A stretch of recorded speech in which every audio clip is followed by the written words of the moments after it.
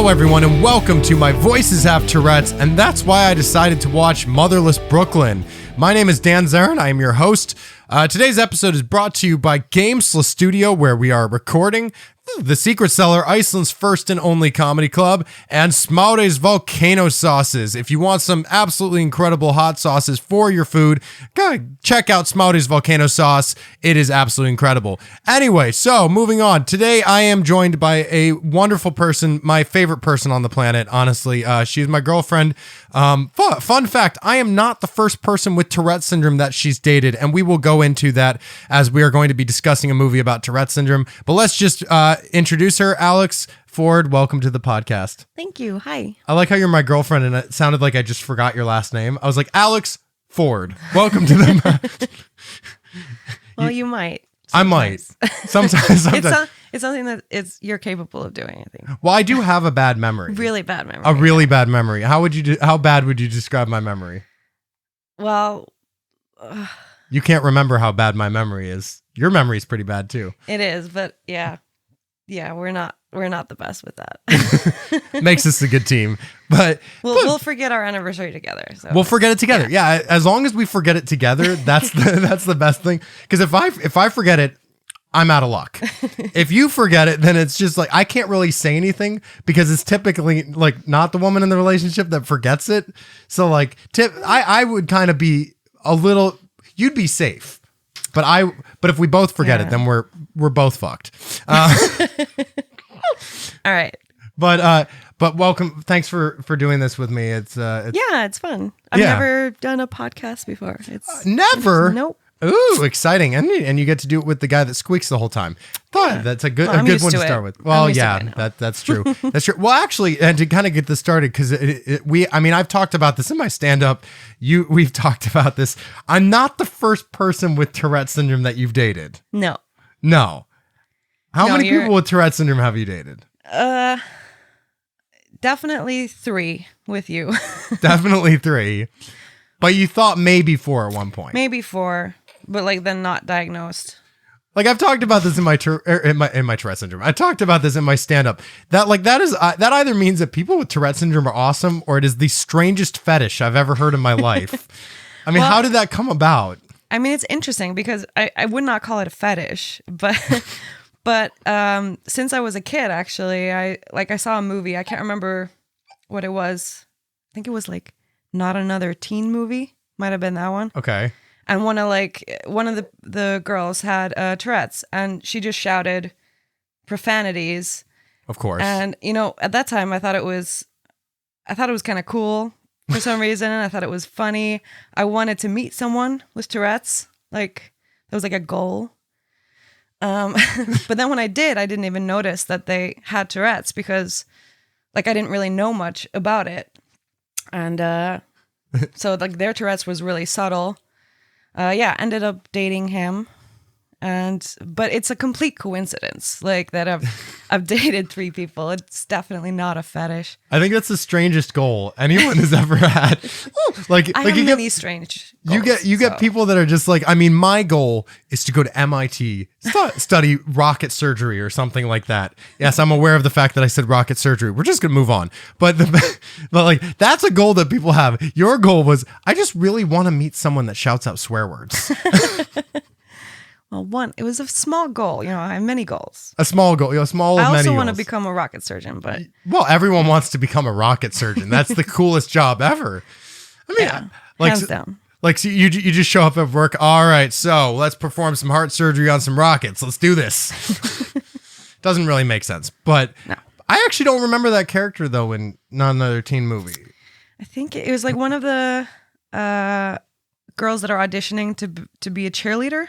Okay. And there's is it Priscilla? That plays the head cheerleader. It's the spin-off of, or like the parody of Bring It On, that scene. Okay, yeah. And it has a bunch of like these, I guess, kind of outcasts, girls that want to be cheerleaders. And this head cheerleader is like just giving them shit. And one of them has Tourette's. She's like, you can't be a cheerleader if you're going to be I haven't seen it in years, but I thought you were going to say you've never seen it. I've never seen the movie. I'm actually just making this up off the top of my head. Sounds like a great movie though. Yeah. I like though, like I was just thinking about the fact that if I'm the third or fourth person with Tourette syndrome that you've dated, does that make you the Tourette whisperer? Maybe. There's the dog whisperer and the horse whisperer, like people that like ghost whisperer. Yeah, and ghost whisperer. Yes, of course. But you would be the Tourette whisperer. Yeah. Just a connection. I don't know, because also, yeah, it's a complete coincidence, and there are a lot of you here. I don't know. To be fair, I mean, when I lived in America, I never met a single person with Tourette syndrome ever. And so that's why when I started doing stand-up comedy, I was like, I feel like the only person that's ever done this. Yeah. Because I just literally didn't think about it. And then Elva I started seeing her, like I almost said, Elva started doing stand-up. She's done it before me. But I started watching her. Yeah, I saw her do stand-up comedy. And I was like, okay, there's another one. And then I saw a video of Samuel J. Comroe doing stand-up on America's Got Talent. And I was like, okay, so there's other people. And then out of nowhere, when we started My Voices Have Tourettes, I met twos of people with Tourette syndrome.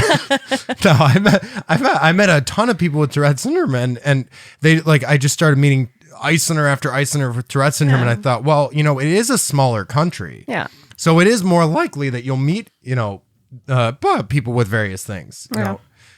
But also, I think because it's an interesting thought, because there's 7 billion people on the planet, right? At least.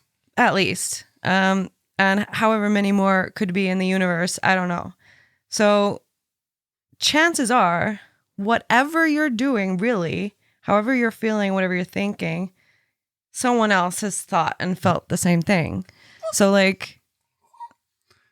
you're saying somewhere else on the planet, there's probably someone else doing a podcast squeaking as much as I am.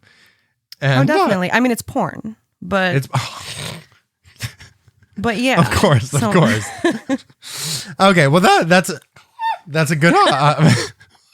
I can't even help myself now. But that's a good point. Now, before we actually get into the point of this, which was to talk about Motherless Brooklyn, I want to do kind of like a small introduction to you because, and I'll get you back on the podcast to talk more in depth about the various disorders that you have. But it always sounds like such an insult when I'm just like, we're going to talk about the disorders that you have. It's not an insult. Talk about everything that's wrong with you, for millions or thousands to hear, however many people listen to podcasts. It's so weird because I find it because of, the journey that I've made and how I feel about myself now and how I've, other people have reacted to the show and everything. I feel like it's actually more of an exciting thing to talk about now, but just because of societal views and everything, it's just let's talk about what's wrong with you, Yeah.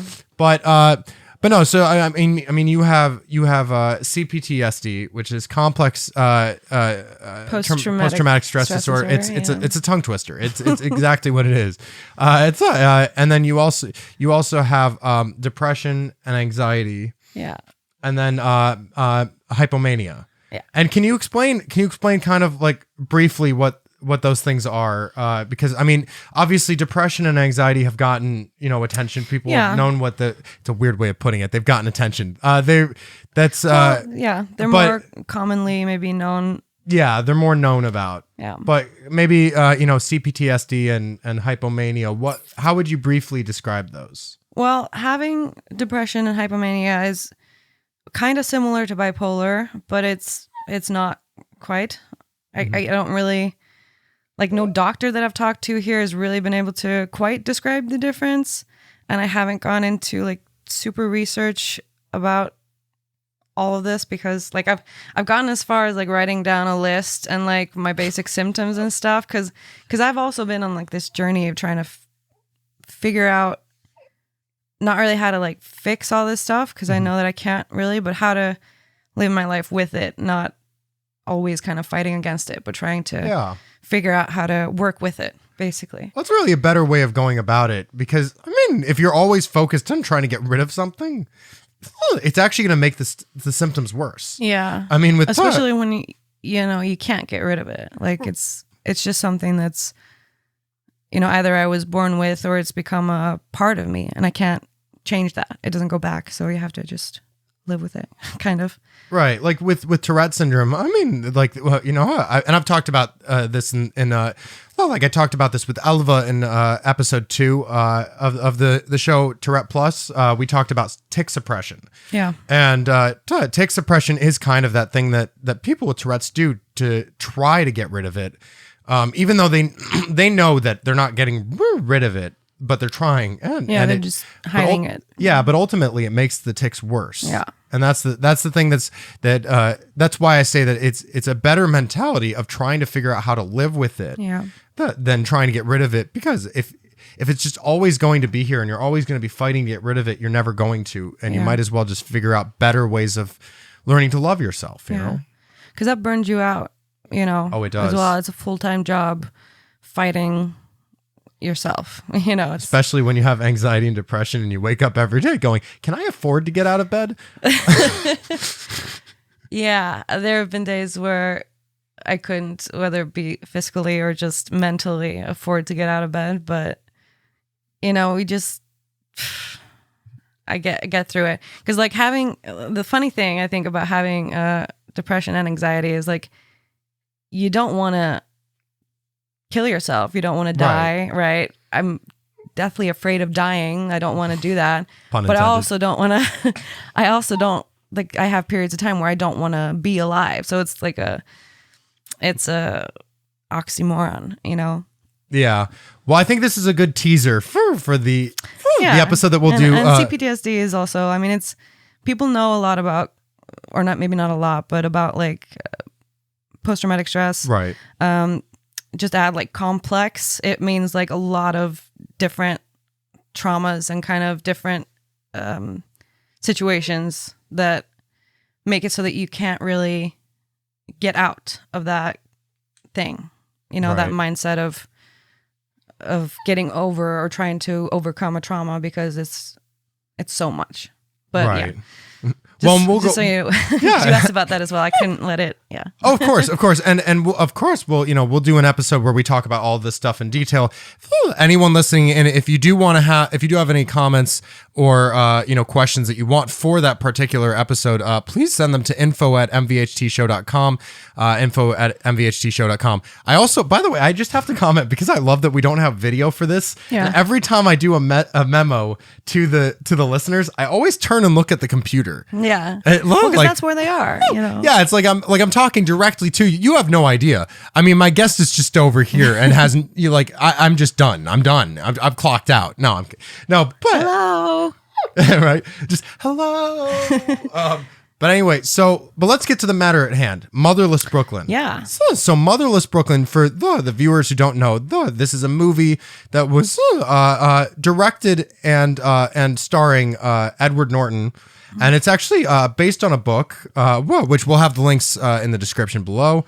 And this movie is it's basically a film noir type movie about a detective who has Tourette syndrome, played by Edward Norton. And the movie is kind of him trying to solve a case. And it's showing how it kind of shows how difficult it can be with Tourette syndrome the take I take from it is not just in this particular job, but how tough life can be when you have Tourette syndrome. And we decided to watch this movie together. Partly, I just wanted to see how fast it would trigger a tic attack for me. Answer 10 minutes. But it was intense. Yeah, and I guess I should quickly explain a tic attack for anyone that doesn't know. With Tourette syndrome is when you get kind of. It's like all of your tics all at once happening, and it can last anywhere from a few seconds to a few minutes to the whole day, really, or longer. And it can be a terrifying thing. I mean, in a way, I find it humorous, but it's not pleasant. It's very unpleasant. But I think this was the first time you'd experienced seeing me having a tic attack. Yeah. How was it from your perspective of it? Well, I mean, like with your tics, and and with, I think also like just a lot of these things in general, I don't really feel the need to react to it at all. It's just something that is there. Yeah. And so to me, it was pretty much normal, except it was just more. And you were kind of wiggling, you know. You were basically, because you were shaking, the hands were shaking, the feet were tapping, like the whole thing. So I was a marionette. I was just a puppet on a bunch of strings, and I was just like wobbling and stuff. Yeah, basically, that's how it was. And but to me, it's not like, yeah, it was just more sometimes, because the movie, I thought like it was funny, it was well written, it was a good movie, and so I enjoyed watching it, and I enjoyed watching it with you. We did have to take a break. We did. I got fine. You know? I could not get through the whole thing in one sitting. Yeah, we did it in two sets. No, but I just want, like, I didn't want you to be uncomfortable. Right. So. But yeah. I do notice though that because with a tic attack, you can also end up with new tics. I mean, and I've actually noticed, and we'll go into it in a second, because I do want to talk about this. I also have a tic that I've done for years, but because of this movie and because Edward Norton's character does this, one of the tics that I have, I've actually started doing it a lot more. But I've noticed whenever I have a new tic, you have this thing where you try to comfort me by like putting your head like next to my head and like rubbing my back, just do something to make me feel better. Yeah. But I started getting this tic where my shoulders jolt upward, and then you put your head next to mine, and my shoulders were just about to do this, and I was like, Alex, you have to move now. And you're like, why? And I'm like, because this is accidental domestic violence, and I cannot, like, I'm not trying to do this, and I cannot have this. Like, I do not want to hurt you. And you instantly moved, and then my shoulder jumped upward, and I was like, see, now I would have hit you if I didn't want to. Well, yeah, it's very sweet of you. Yeah. Yeah. But I actually love that, by the way, and I have to make this known because, like with Tourette Syndrome, I mean, for people that don't have it, the family, the friends, they want to do whatever they can to help, but they don't know what to do because, I mean, how do you help someone who themselves doesn't know what they want you to do? And so I will say, I truly appreciate when you do try to comfort me, and there are ways that you do help. Like sometimes if my arm is, doing things, you tend to massage the arm. Yeah. And it tends to. That works. And not everything works. And, and just like with, my own things, you do that. And, you do the rubbing my back when I'm having an anxiety attack, for example. And sometimes it really helps. And I mean, sometimes maybe it doesn't, but it's just, and also because I noticed in the movie, are we worrying about spoilers? I'm just. Yeah, I probably should have said this in the beginning. To anyone watching who has not seen the movie Motherless Brooklyn, be aware of spoiler alerts. There's going to be a lot of them. So if you haven't seen this movie, I highly recommend listening to this podcast after watching it. Spoiler alert done. Okay, go ahead. Okay. No, where he talks about his mother, like stroking his neck and singing the song. And that was like the only thing that he remembered that really helped. And then Laura. I'm so bad with names. Laura. And she kind of does that a little bit, and it helped. And so I like that, that they put that in, because sometimes that does help. And it's also, I think it's important for, people who live with people or in intimate relationships with people that have Tourette syndrome or autism or whatever, that they know how to, bring them down a little bit. Well, it is also tough sometimes though, because both of us have sensory issues. Yeah. Which means that sometimes like certain touches or sounds or smells or things like that can be very, very overwhelming. Yeah. And it can be very, very unpleasant. And I've noticed every once in a while, like most of the time I rub your back or I do something like that. And then you're just like, oh, like, thank you. That's what I needed right now. Every once in a while though, because of sensory issues, you turn into like the Exorcist and you turn into Linda Blair's character, Reagan, where you're just, really? That's the first I've heard of that. Where like I go to comfort you and you're just like, get off my back. I will destroy you. I don't think my voice goes that low. I don't think so. You're not quite a bass. I wouldn't say you're quite. No. My range is pretty impressive, but not that good. No, but yeah, sometimes it's just like, ugh, and I just feel, I just can't have anything in my kind of space. And that's also, that can be, and I felt for the character a little bit because he can't explain. That was the scariest part of the whole thing. He can't explain, so he's just, I'm so sorry. I'm doing, I'm like, you have video here. Like, he's doing the touching the shoulder. Yeah. I'm so sorry. I can't not do it, And that's the way it is with neurological disorders in general. You can't not do it. But being able to explain it helps.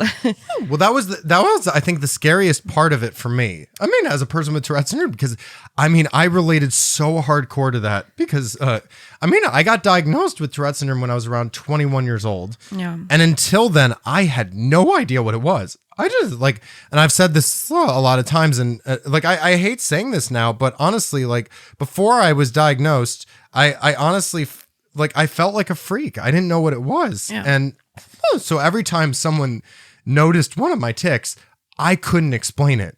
And to me, that was that's what made it so terrifying. And with in Motherless Brooklyn, no one ever mentions that he has Tourette syndrome. Yeah. They just mention that he does things, and it makes you realize, whoa, he'd never been diagnosed, because at that time that wasn't a common thing to be diagnosed with. No, And so not being able to explain to someone, give them a name, just when he's just I'm sorry, I can't help it. It's just every once in a while I do this, and not being able to put a name to it, everyone that listens to that, just, they can't do anything about that, you know?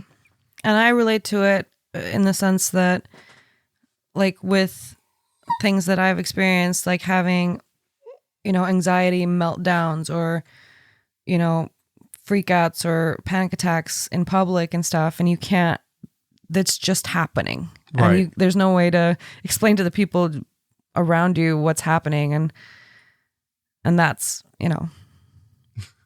it's terrifying. So, by the way, quick ADD side note, because I don't know if I realized as I was doing this, I have such bad OCD that I saw something on the microphone, and I had to keep trying to pull it out, and then I realized I hit the microphone, and I don't know if I'm gonna end up with a boom in there. So to the listeners, if there was a boom in that section, that's just me being compulsive. Well, I was trying to see what it was. You were very fixated. Well, the thing is, because this is the problem with having a beard. When you have a beard, the hair just sheds. Yeah. It's like the joke of whenever someone with a beard goes into a restaurant and they order a burger, they everyone asks for napkins. We ask for a whole roll of paper towel because we know stuff's gonna get in our with leftovers in your beard. Yeah. And we can save it for later, but it's not a good look. But yeah, I think it was just a hair that was from my beard, but I had to get that out anyway. But yeah, but one thing I kind of want to talk about with this, and this is stuff that one of the reasons I wanted to have you on this is actually to discuss certain things about Tourette's that maybe even you don't know. I know you know a lot of this, but to go into a bit about what the character actually has for people that maybe have watched this movie and they're thinking, okay, I just see him doing tics. There's actually a lot going on there. Yeah. So Tourette syndrome. So with Tourette syndrome, there's a various amount of tics that people have. So there's motor tics, which are involuntary movements. So that's when he's going to touch someone or things like that. Which also, I real quick side note of that.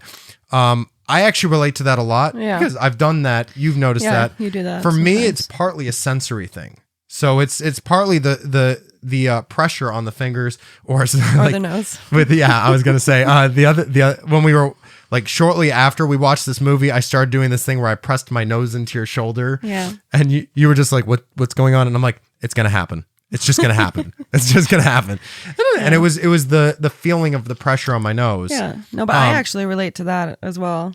Yeah. With my own, it's because I know I don't have Tourette syndrome, obviously, but I do sometimes when I'm having really bad anxiety, it's stimming. Right. And so that is both, it's not like Tourette's in the sense that it's not really, for me, it's not subconscious. Like I know that but it's the sensory part of it. It's like, I need to feel that pressure, or with the OCD, like with the stepping on the tiles with the raised little things. Like I have to do it on both ones. If I step on one, I have to do it on the other, because that's also the sensory. It's the pressure. It feels like it's imbalanced, right? You know. And to the listeners, if you want to hear more about stimming, just to mention, check out the episode that I did with Carmela Torini, Autistic Superstar, episode 6. We go into more detail about it. But yeah, I've noticed that because you do, like, it is that feeling that you get on your, like, from the pressure of your foot stepping on something. Yeah. So that's what a motor tic is the involuntary movements. And then there's also vocal tics, which I have been demonstrating this whole time. Those would be the squeaks, or like when people shout things out, for example. Those are all parts of vocal tics. And vocal tics, I mean, that's kind of a whole category in itself. Yeah. Because you've got Coprolalia, which is the most commonly known tic from Tourette syndrome, which is shouting out swear words. But it's one of the least actually common ones. It is. Because, I've met a lot of people with Tourette's. I only met one person that had Coprolalia. Yeah. So, and that was interesting to me, from like, that's the only way that I had seen it in media. And that's what you wanted to meet. And being like interested in it, yeah. But I mean, it was just... I imagine Tourette syndrome being a bit of a disappointment for you, just because you were so excited to meet someone with Coprolalia, and then you meet someone and it's just like, oh, you do other things. That's not exactly what I was looking for. That's boring. That's boring. That's lame. Lame sauce. I was it was interesting to me learning more about it. Yeah. But so the Coprolalia in this movie would be things like when we did a spoiler alert. When he says things like tits on a Tuesday. That was a special moment. It really was. But the thing is, then there's other things that I'm actually kind of more fascinated with, mostly because they don't get talked about. And I was actually like, so real quick before I go into this, I will make a comment that while Coprolalia is a very real side of Tourette syndrome, it is a very small percentage, and that was the only part of this movie that I was not happy with. Yeah. Was the fact that they did that they added that tic in there. And the only reason I'm not happy with that is not that Edward Norton did a bad job of it, not that there was a bad representation of it. It was just simply the fact that every single thing that comes out about Tourette syndrome involves Coprolalia. And so if you want to get down to the nitty-gritty about this, why was it necessary? Why did they feel like, because to me it was kind of that statement of, dude, do you really have Tourette syndrome if you don't have Coprolalia? Yeah. Do you is this really, like, can you and this is the thing, is this has been such a detrimental part of Tourettic lives, because the thing about I've talked to people with Tourette syndrome that have literally been told by neurologists that they don't have Tourette syndrome because they don't have Coprolalia. Yeah. And that's atrocious. So that's the only reason why I was disappointed with the fact that they included Coprolalia in this movie, is just, I feel like it wasn't necessary to have the representation and make their point of trying to raise awareness for Tourette syndrome, or if that was even their idea. I viewed it as raising awareness for Tourette syndrome, but I just didn't feel it was necessary, and I think it just continues that idea that everyone with Tourette syndrome has it when they don't. Well, for me, just for me personally, like turning books into movies, I like, staying true to the book. So, and I haven't read this book. I don't know I know that you haven't. No, because you don't really. I have too much ADD for books. Books. That B. I'm sorry. Books. That's a tic I'm going to get to in a second, but go ahead. Yeah. So I don't know, like, was it in the book? Did he say those things? Were those lines picked up from things that he said in the book? I don't know. Also, because we also talked about this when we had finished watching it, like, they put in the description that he has Tourette syndrome. Right. Even though it's never mentioned in the movie. Like, if you read this description, you know what it is. But it's, like, if it's not in the book and they decided to add it, then the only reason that I could really think of is we have to have that so that people will realize that it's Tourette syndrome and not just not something else. It's like a marketing tactic. It's kind of like I want to have a movie about Tourette syndrome. It's like, all right, so what are we going to do? Well, we've got a really, really solid representation of all the tics that people with Tourette syndrome can have. And he did a great job. Okay, and I mean, so he's not going to swear. Well, I wasn't thinking of having that tic in this because it's done so often. But will people know what it is then? It's like that marketing thing of will they know if you don't do it? Yeah. And then there's the difference between what is, you say that Coprolalia is not necessarily shouting out. It's not like, I feel like I'm not supposed to say swear words here, but I know that I'm supposed to. Like, I know that I'm allowed to. You can, it's fine. Yeah, but it's not always just like fucking shit and cunt and whatever. It's not always the most shocking ones. But for example, because you mentioned the tits on a Tuesday, and I also, because here's the thing, I don't really react to your tics.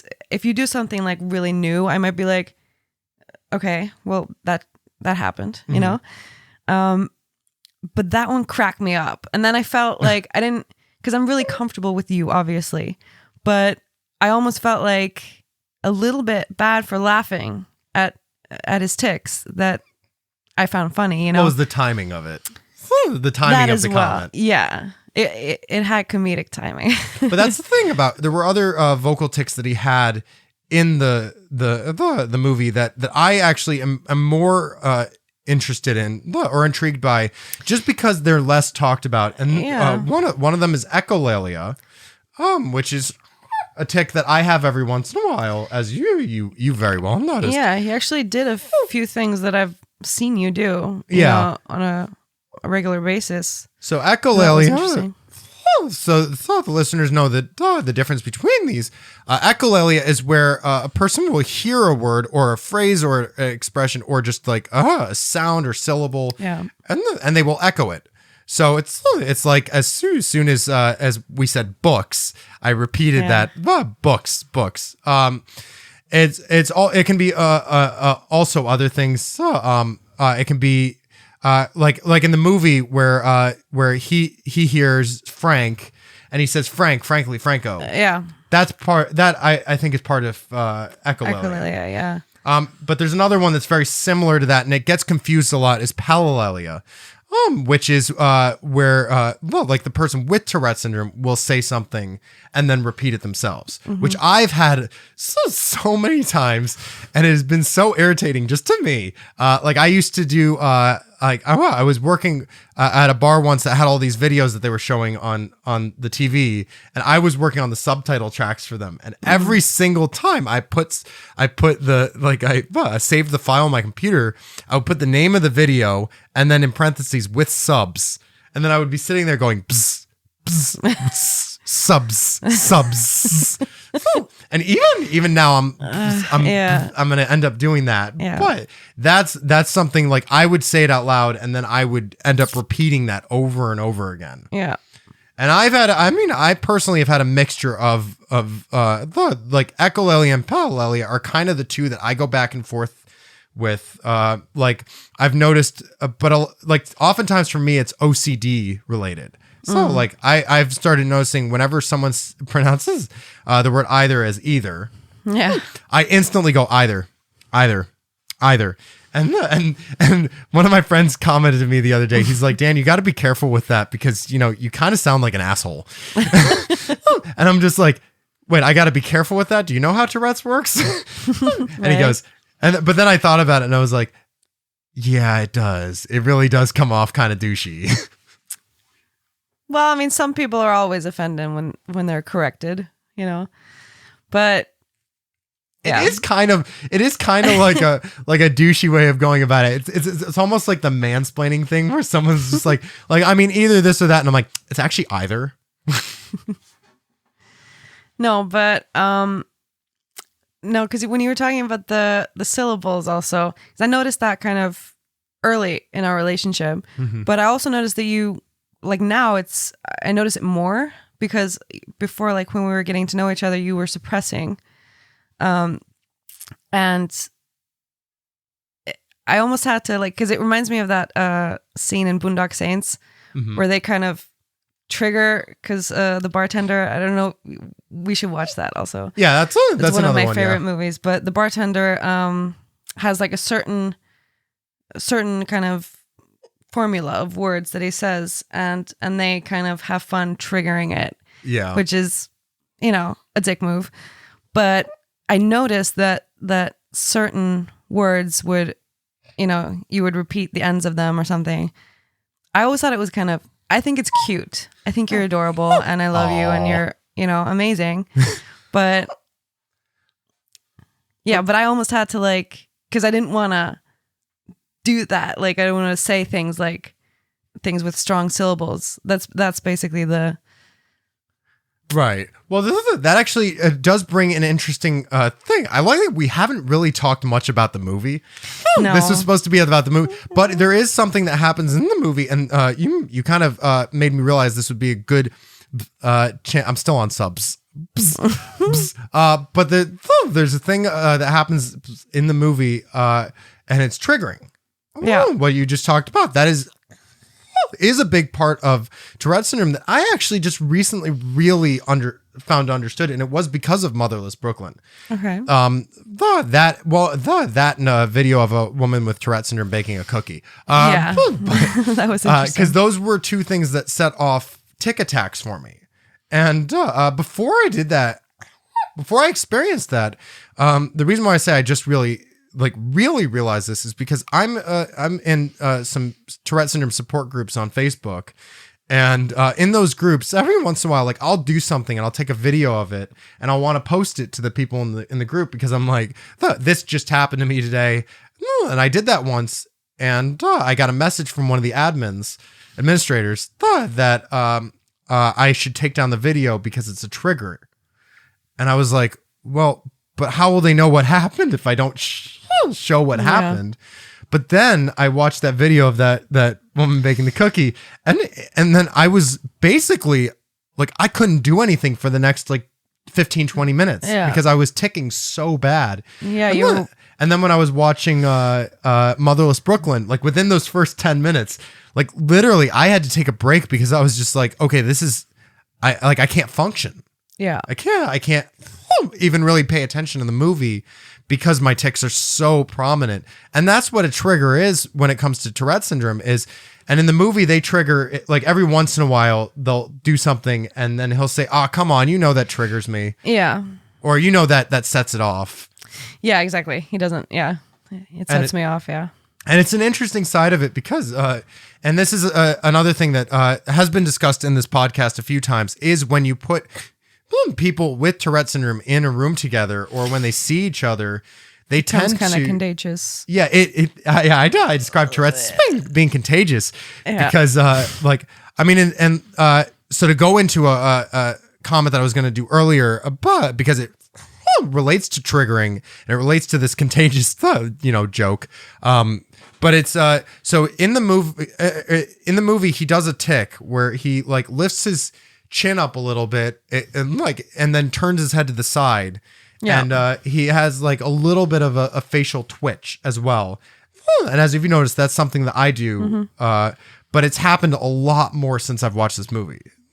Yeah. And I've noticed what was fascinating about his portrayal in this movie was the fact that he does it the exact same way that I do it. Yeah. I watched that and it was like watching a video of me doing it. Yeah, and it was almost slightly unnerving how it was uncanny. The word I'm looking for. It was how similar it was. I think he did a great job. He did do a very I mean, his portrayal was it campy or anything like that. It was very just kind of spot on. Yeah, no.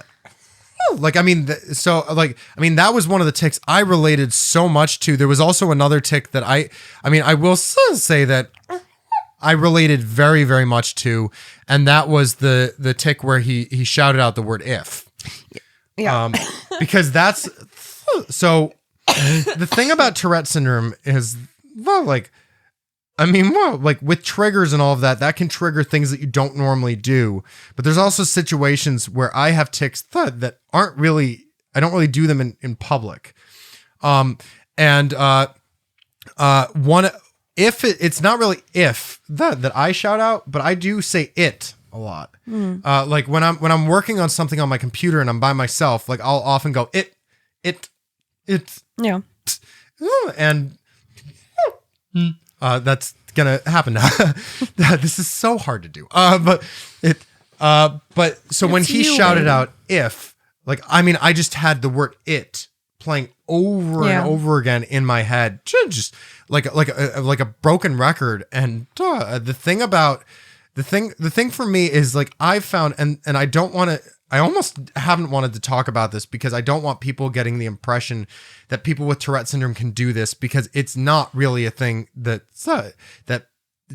most people can do. But I've found that with some of my vocal tics, because of how much suppression I was trying to do over the years. Yeah. I found that when there's a word that comes to mind that I need to say, it's more like OCD for me. So it's more like, if I don't say it, I feel super uncomfortable. But I have that slight control over the fact of not saying it. But if I don't say it, it just repeats so much in my head. I have to, like, whisper the word, or I have to like mouth the word over and over again. And it like, I actually get like headaches and stomach aches from not doing it. Yeah. And I found that's actually one of the tics that I have that's so hard not to to stop suppressing, right? Because it's become kind of a habit of doing it, that when I get home, I'll just be sitting here shouting "it" or "nope" or things like "nope" or things like that all the time. Yeah. To the point where I'm sitting here going, "Oh, I hope my roommate doesn't hate me." Yeah, it was interesting because, like I said, I'm so used to also your tics. Like, it's just become, it's, second nature. Mm-hmm. It's just is. And the more we've gotten to know each other, the more you've been kind of trusting me, I think. And we've been staying, with each other, and now we're moving in together. And so I appreciate also that you trust me more and that you're comfortable, with me, because I want you to be. But it was interesting also watching the movie. Like, you were here on my right side. Edward Norton was on the TV. Oops. You forgot about the mic. We always forget about the no camera. Yeah. You were sitting here. Yeah.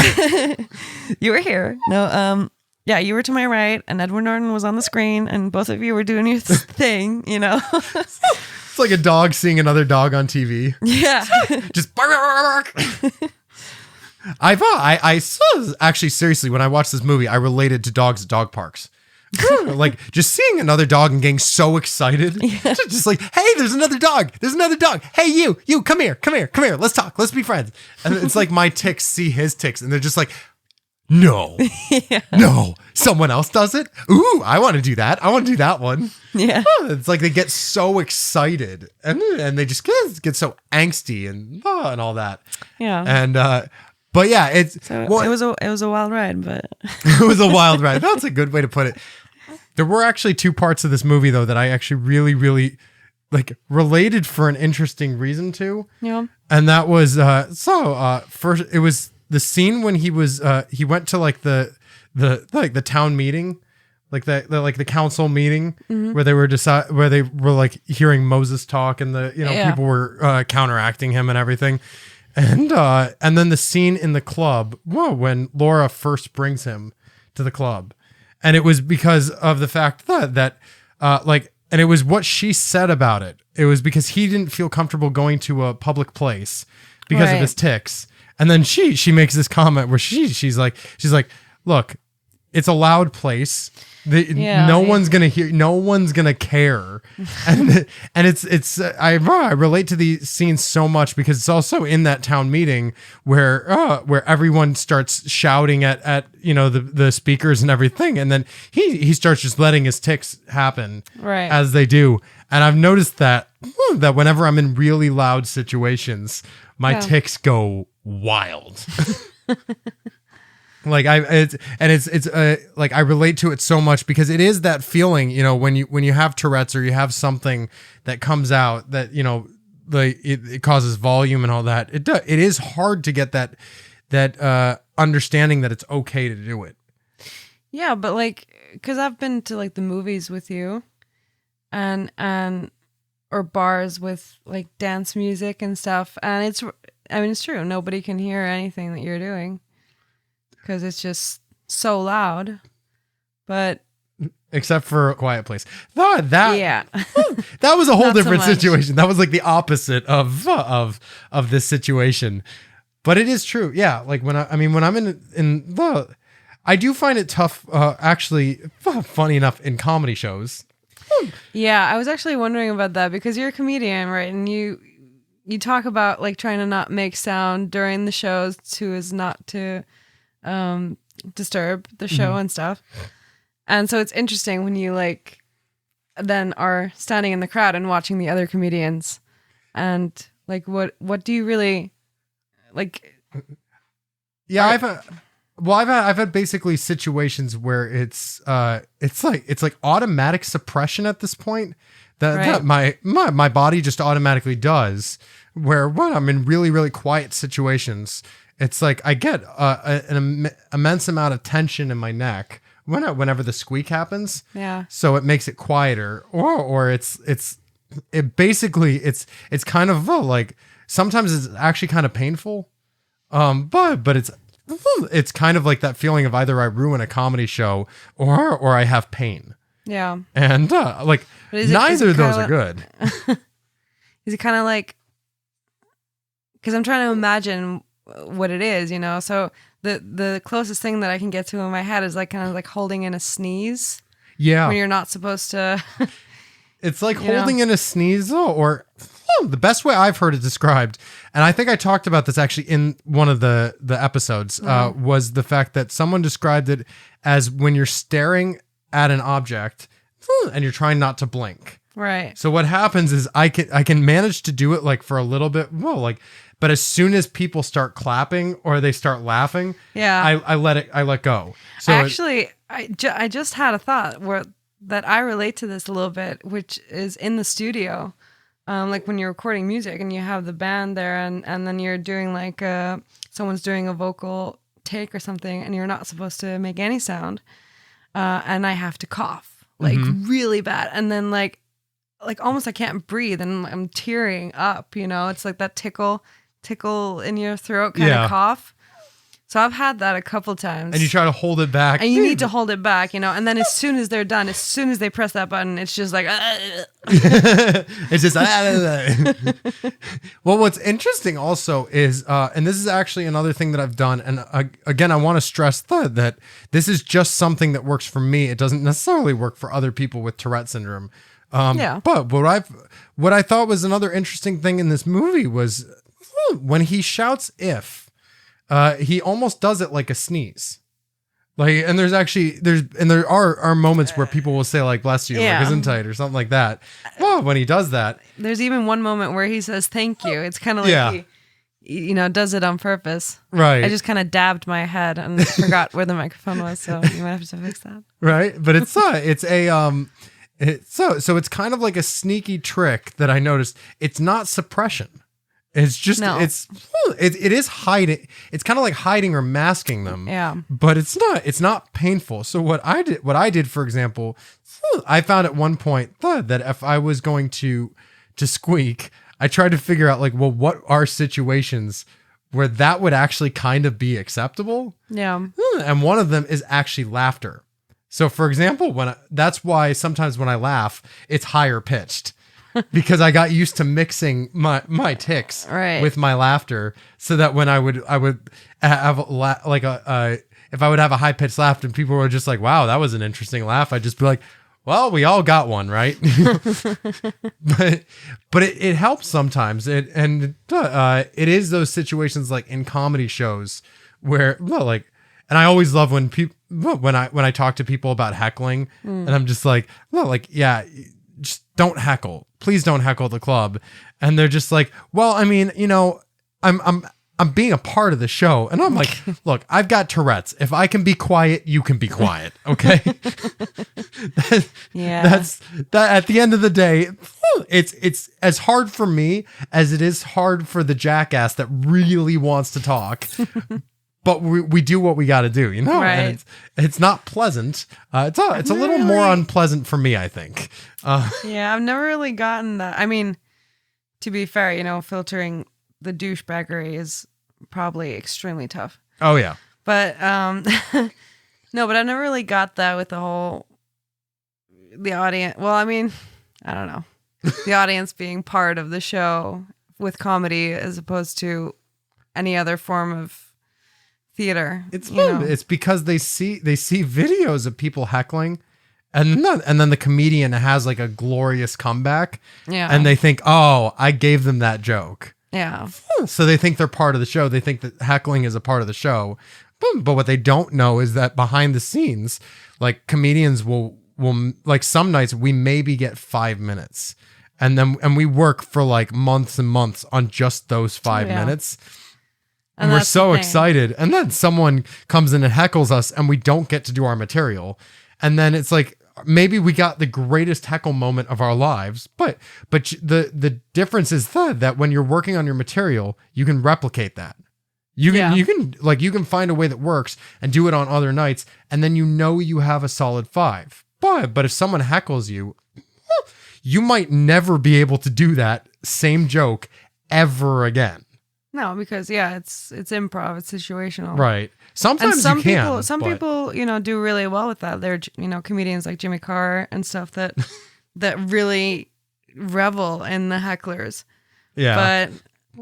But yeah, especially things like open mics and stuff like that. I think it's really shitty.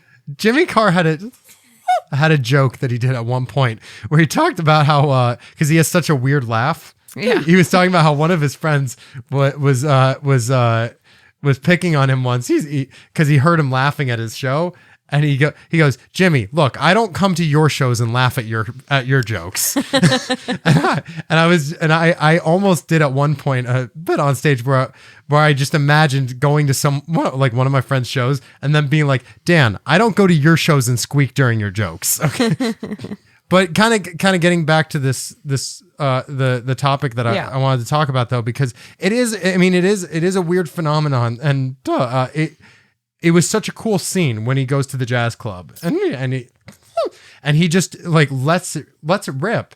And what I love about it is the fact that the characters actually end up liking it. They enjoy it. Yeah. Because like the trumpet player, for example, he's just like, I've never allowed someone to interrupt me like that. Right. But your flow was just on point. Yeah. And it was like it was one of those things where I was like, I mean, I've actually never like heard of anyone or met anyone with Tourette syndrome that does the scatting thing that he did. But at the same time, I was just like, I mean, it like that is true. That is a moment where it's just like, what are you gonna do?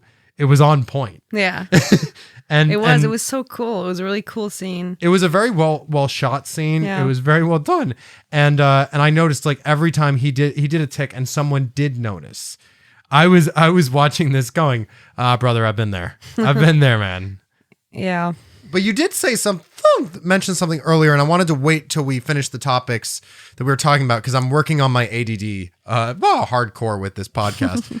But you mentioned so Laura in the movie, she becomes the love interest of the movie, but she's really someone that's a part of the case that he's talking to, trying to figure out what happened to his old boss and all that stuff. And but what's interesting about it is she kind of demonstrates something that happens is that for some people Tourette's it doesn't faze them. Like at first it's a shock. it's kind of the shock value type thing, Yeah, you have to get or the used jump to scare type anything, thing. you know, But the jump scare. the jump scare. But after a while, or like after like the first one, when it's explained to them, some people just like you were saying, like it just doesn't bother you. It doesn't faze you at all, and you almost find it a bit endearing. It can be, and that's kind of some tics, not the disorder itself, but some tics can be like cute or endearing, charming. Because she says that in the movie that it is a bit endearing, and it's from your perspective of someone who's been in relationships with people with Tourette syndrome and is in the best relationship with the best person on the planet right now. I had to throw that in there. But like, what would you say? I mean, just being honest, because we've been open about this. Like what are some tics that you would say like have been easier to be around than others? Have there been some tics that have been harder to get used to? It sounds like such a triggering question of insult me, please insult me. No. Roast me. I can't do that. No. It's a good question. I don't think so. Because I know some that have been tough for me actually because of like when I'm with you, like if I'm holding your hand and like it sometimes triggers like sensory tics where my fingers start moving around and I feel like you're uncomfortable. Well, and then I feel uncomfortable because of that. No, I think like first when that started happening, it was mostly because like usually or like when you're holding someone's hand and they move it like that, it means that they don't want to hold your hand anymore. Right.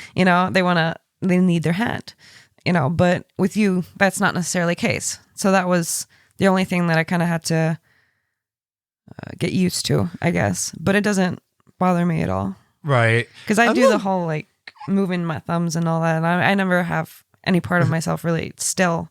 So. Well, and there is the tic that happens when I'm laying in bed when my leg kicks. Yeah. A lot. And like there was one night where you were sleeping and I think I accidentally like kicked your leg and you kind of just like woke up very briefly and were like, what was it? Oh, I know what that was. And then just went straight back to sleep. Yeah. I think, isn't that where I have the scar on my calf? All right. You know what? That is not true. That's not where you have the scar on your, anyway, moving on. No, but that's one that like for me, has been a little tough. Just,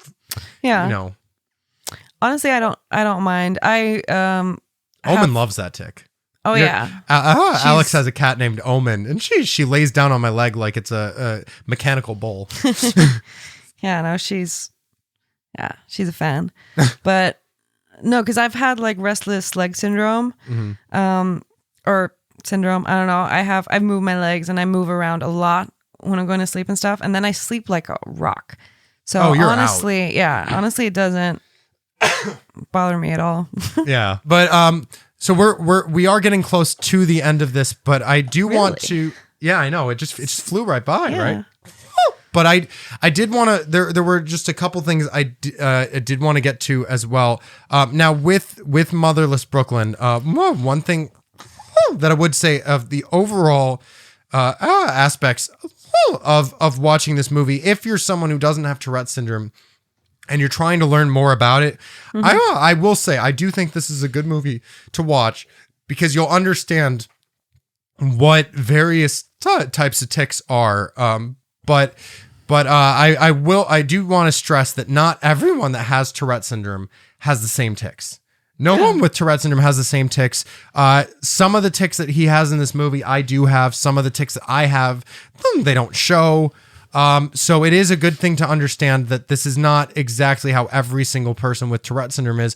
And I will say this after every single review of anything I do with someone with Tourette syndrome, because this is kind of that belief that it's like when you watch a movie and there's an autistic character, everyone goes, "Oh, thing. Well, that's how everyone with autism is." Yeah, but no matter what you have, like no one's gonna have 100% the exact same experience ever. Yeah, and And that leads me to the point I wanted to make about this, because I did an interview very recently where we talked about Motherless Brooklyn.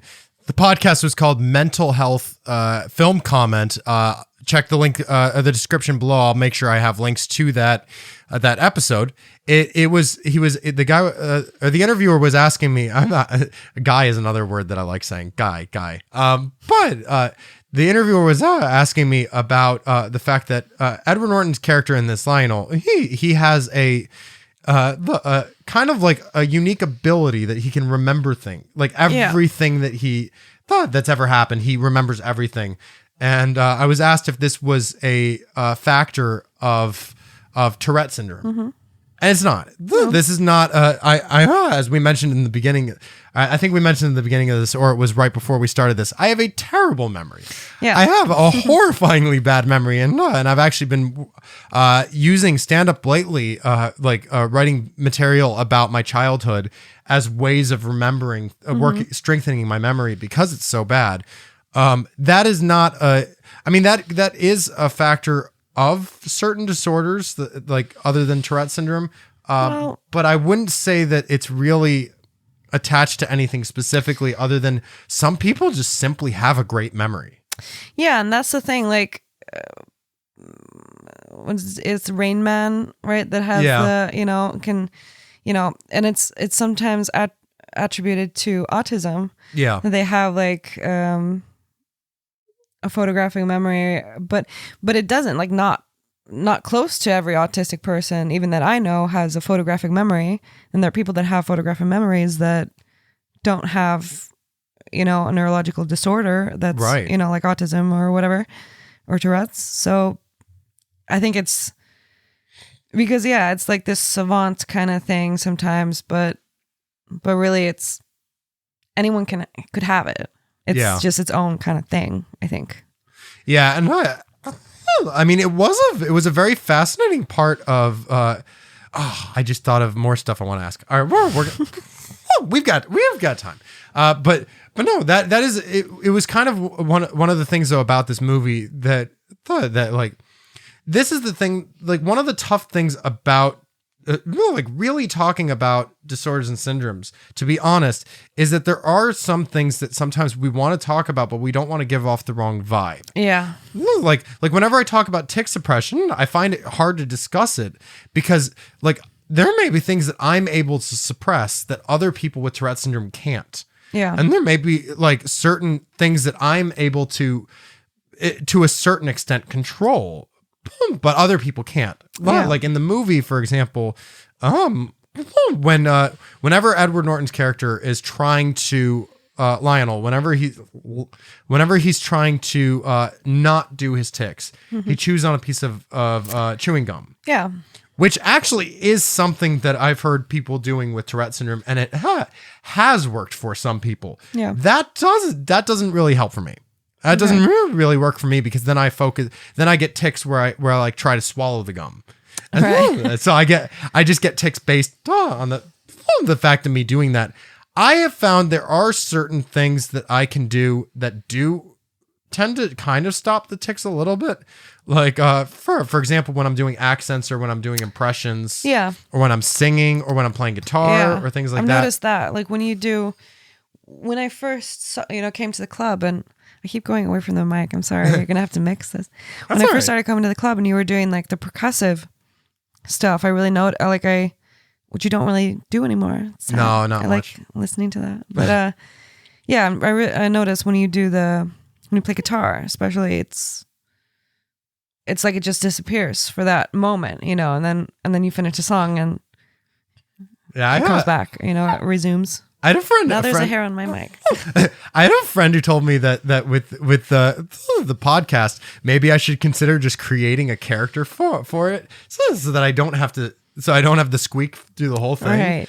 So it'd be like, ladies and gentlemen, welcome to the podcast. I'm Dan Zerin. I'm your host, and we're gonna have to do this podcast just like this, because the longer I do this, I'm not ticking at all. It's kind of fascinating, although, to be fair, now it's going to explode.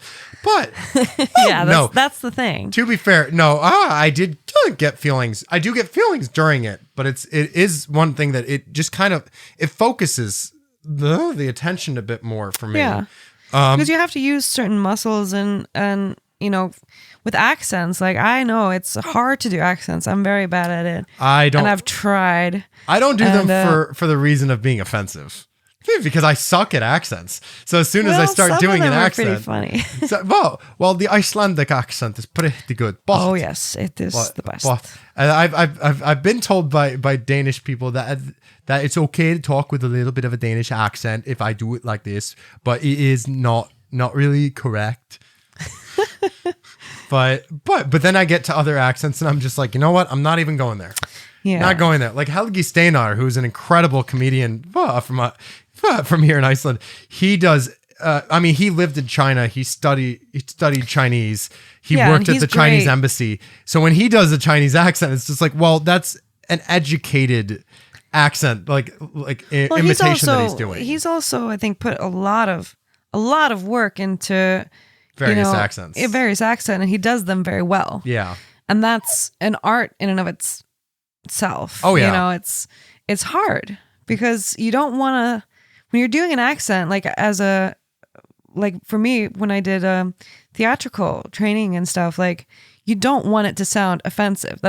You're not trying to make fun of someone's language or whatever, you're just trying to kind of make a good representation of acting of a different ethnicity or coming from, So it's not, when you do it bad, it can come off bad. It's like the difference. It's like the difference between a joke and mocking. A joke, like you can. I always tell my friends, joke about Tourette syndrome. If you want to make a joke about Tourette syndrome, that's fine. But just understand what you're saying. Understand where the joke is going. Because if you're just going to do a Copro joke, where you're just this guy randomly went, fuck, shit, damn, damn it, fuck, cunt, and you're like, he had Tourette syndrome. That's just a lazy joke. It's just lazy. It's overdone. It's not even a joke. But if you're gonna do a joke like I've had people with or people make jokes about my squeak, and they've made jokes about my hand shaking. That becomes more clever because you're actually understanding the syndrome. Yeah. And but that also brings me to a point I kind of wanted to talk about, because I was talking about the fact of of my friend saying, well, why don't you do create a character so you don't squeak. Right. This is actually a topic that I've been hearing a lot lately, is the idea of editing out Tourette syndrome from video, from audio. Yeah. Which is something that, I did a podcast years ago called Entertainment Drive-Thru, where I interviewed people in the entertainment industry. And because of the fact that during the time I was so incredibly embarrassed of Tourette syndrome and having it, and also I got the chance to interview some of my heroes, and I didn't want them knowing. Right. So I would literally spend hours on end editing out every single squeak, every single tick that I heard, that I felt, everything I could edit out. I spent hours. There were hundreds of cuts in every single hour interview.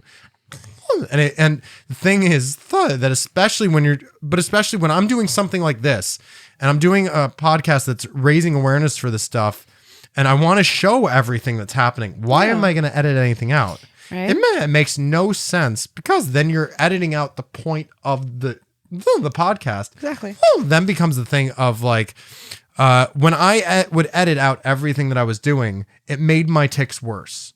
Yeah. And all of that embarrassment and that awkwardness that I felt and uncomfortableness that I felt from having it increased because I was so focused on getting rid of it. Yeah.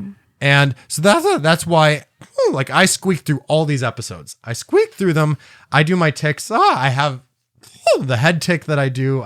My hand is constantly doing things. That's part of why I want video. Yeah. That's why, if me 10 years ago, if I was doing all of this stuff and I was okay with doing the tics, but I would have had it on audio, no video. It's like that thing in Incredibles, no capes, no video. I wouldn't want any video because I wouldn't want people to see it, but maybe I'd be okay with people hearing it. Now I just want it all shown. I want everyone to notice everything because I want them seeing the realities of this. I want them knowing what it's like. I want them knowing everything that I have so they can learn from it. Yeah. I mean, I am notoriously bad at anything that, I'm super awkward when it comes to this stuff with the microphones and the computer. You're doing great. Well, because you were saying it was interesting because I was thinking about it. When you kind of talk to the audience, you look at the computer. And I used to do things like, auditions, like video auditions and stuff like that. And it was I had to edit so much. It was the worst because looking at the computer, I felt so awkward. It's easier here actually just talking with you, but having like the microphone, I always get weird. It is a weird thing. It's also, I've noticed that like when I'm singing karaoke, I have this tendency to take the mic off the stand, and then I hold the stand with my left hand, and because my left hand shakes, it just ends up moving the microphone stand around all the time. Yeah. And I used to do that when I performed stand-up, and it just was so distracting that I got told by so many people, dude, stop it with the mic stand. And I'm like, I'm doing something with that's bad. Yeah. And when I think about the mic being here, I have the urge to move it around a lot. Yeah. But that's more OCD. That's not part of Tourette's. Yeah, I've just been kind of moving it quietly because I'm going lower and lower in my seat here. I'm just getting. But we are down to the end of the podcast. But Alex, thank you so much for joining me on this. Yeah, it was fun. It was fun watching the movie with you. It was a fun experience. Someday I want to watch that video or that movie, and I want to show it on video, and I want to actually go through individual scenes and talk about what's going on, because it was a really, really fascinating experience. It wasn't quite as hilarious as watching A Quiet Place in theaters, and every time something bad happened, I was squeaking. But at the same time, it was a very, very, very wonderful experience, and I always like watching stuff with you. Yeah. So thank you so much. And thanks for having me. And stay tuned, for the near future here. I'll do an episode with Alex about going over complex post-traumatic stress disorder, depression, hypomania, and anxiety, the things that we talked about in the beginning. But before we get to the end here, first of all, thank you so much to the listeners for listening to this. If you ever have any questions that you want us to talk about or any topics you want us to talk about on the podcast, just send them over to us at info@mvhtshow.com. That's info@mvhtshow.com. You can also find out more about the podcast on our website, mvhtshow.com. We also have Facebook, Instagram. We have a Twitter. This podcast is available on Spotify, Apple Podcasts. I mean, everywhere that you can listen to a podcast, we're trying to get us on. So just, everywhere, Overcast, all that stuff. Check it out. If you want to support the podcast, we do talk a lot in this podcast about wanting to do video. If you want to support us, help us get the video equipment to do that, check out paypal.me/mvhtshow. That's paypal.me/mvhtshow. We also ask that if you like this podcast, you really want to help us grow, feel free to leave a review and a rating on streaming services. Of course, if you leave us a 5-star review, we will love you forever. You're, of course, welcome to leave a 1-star review. We want honest opinions, but just know that if you do that, a lot of us have anxiety and panic disorder, and we will remember that every night for the rest of our lives. Cry ourselves to sleep. We'll cry ourselves to sleep. Also, this episode has been brought to you by Gamesless Studio, where we're recording The Secret Cellar, Iceland's first and only comedy club, and Smaudy's volcano sauces. Check out the hot sauces. Check out all the stuff in the description below. Again, thank you so much for listening, and we'll have new episodes every Tuesday.